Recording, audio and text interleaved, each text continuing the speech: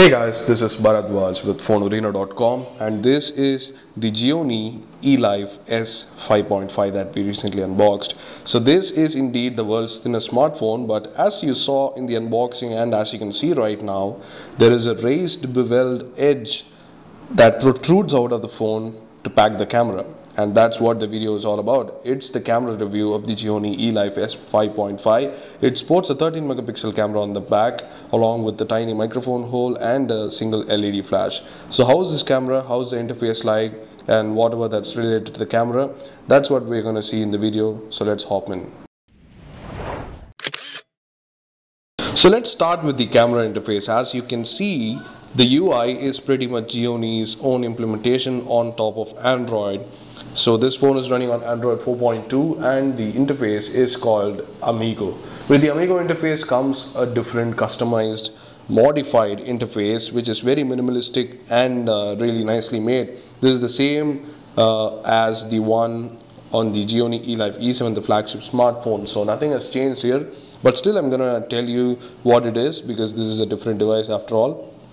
So over to the right you have the mode switching toggle, which will change from video to stills, and then you have the corresponding shutter button according to the mode, the gallery thumbnail, you have the settings, the front facing camera and the flash toggle. The front facing camera particularly is actually pretty nice because it's very wide angle. As you can see, I'm very close to the camera, but it is wide angle. You can see my arms are stretching when I particularly raise my hand towards the phone. So pretty nicely done and really good for selfies if you're looking for it. So also the image quality is really nice, something we need to touch upon. And then we have the other things. This is the flash toggle as we said, and the settings will reveal the complete set of modes and dials that you have. So initially the interface might be intimidating for you. As you can see, there are different dials, there are different modes, and a lot of things seem analog and skeuomorphic, but actually it's pretty simple. You have the different kinds of modes, toggles here. You have the level monitor, you have the auto scene mode, you have the face detection, and of course you have the sound on or off toggle. And then you have the slider to change the resolution of the photo. You have the white balance control that you can change, and then you have the exposure compensation, pretty easy to understand, and also ISO up to 1600. These are not manual controls, and more controls you have here in terms of capture modes, which are normal, touch, and V sign and smile. So V sign and smile detection are pretty much a standard these days in most Chinese phones, and the S5.5 is no exception.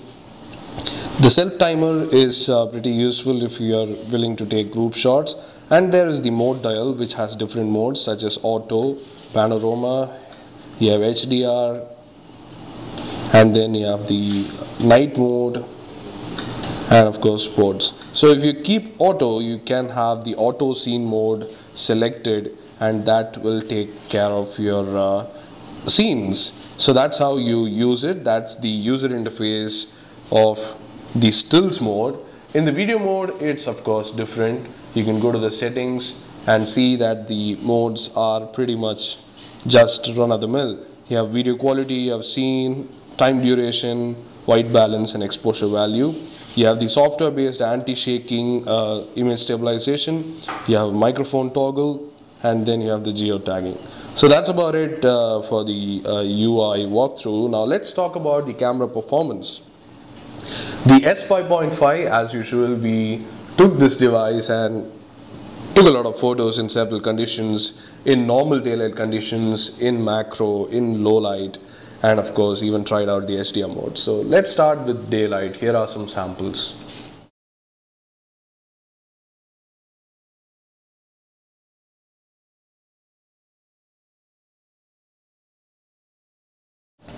Well, as you saw, the daylight samples are actually pretty nice.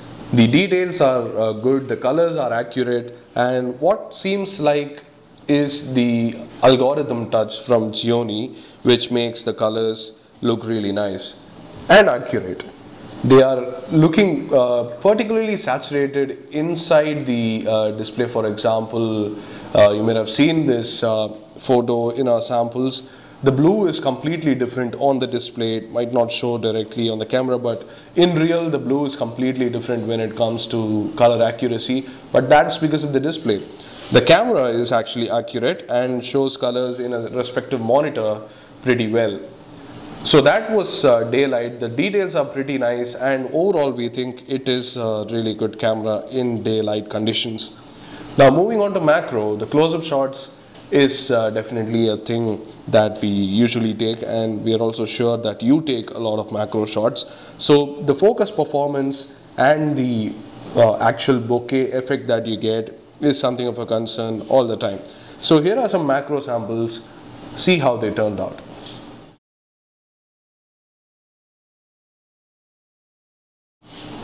Now, as you saw, some of those samples, they are pretty nicely came out, those samples.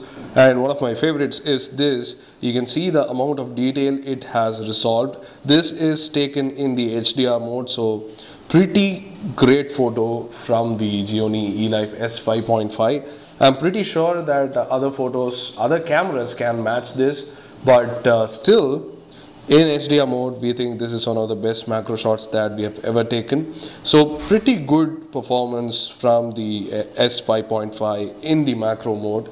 All the photos turned out great, and we think it has a really nice milky bokeh too. But in terms of focus performance, we need to notice something, that the actual time that it takes to focus is not fast. As you can see, after I touch, it slowly focuses and then quickly refocuses. So not getting the desired shot is possible on the S5.5's camera. You might not be able to latch on to the exact focus that you want. So that's the only concern when it comes to the macro shots. Now moving on to HDR, as you saw, the HDR macro was incredible. So we took other two HDR shots in normal conditions, in daylight conditions. See how they turned out side by side. So as you saw, they turned out pretty well indeed. And HDR is definitely a strong point when it comes to the Gionee's UI, which does all the work. So it takes a normal shot, combines it with two other shots in different exposures and combines them to give you the HDR shot. But only problem we saw is that if you had noticed the second HDR sample that we took, which had the toy car. So if you have noticed very keenly, there would have been a fading effect. Sorry about that. There would have been a double effect, a fading effect. As you can see, the object is double. So this happens when you move the camera before completing the HDR photo. So you have to hold it really steady when taking the photo. So that's the only concern when it comes to the HDR photo. Now moving on to low light, this phone is not really equipped to take great photos in low light, and you'll immediately notice that when you see all the samples that we are going to show you here.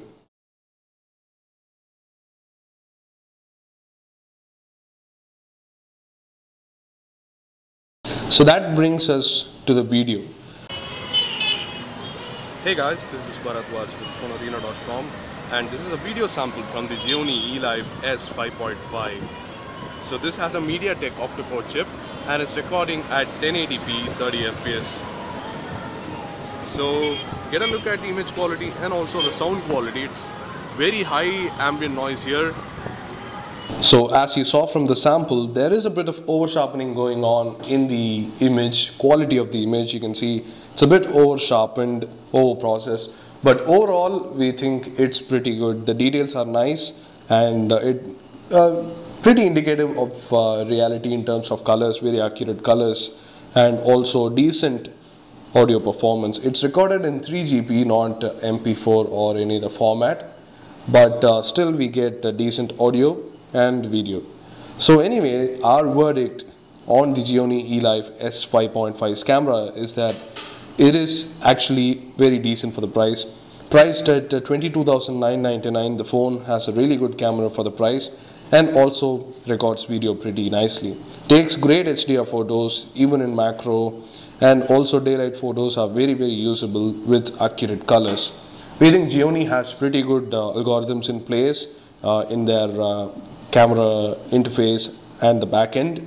So overall, if you think you want to buy just for the camera, then probably not. I would not suggest the S5.5. But if you just want the thin phone and expect a really decent camera performance, then you definitely have it. And one last thing, the phone, since it is thin and is made of metal, the phone heats up when using the camera. Specifically this part heats up after you have the camera interface on for a long time, but that's certainly rare. In our use case it is very frequent, but in your use case it might be rare. So that's about it for the camera review of the Gionee Elife S5.5. Do let us know what you think in the comment section below. Do hit the like button if you like this video, and do hit the subscribe button if you want more videos like these, and stay tuned because definitely more videos are coming. Thanks for watching.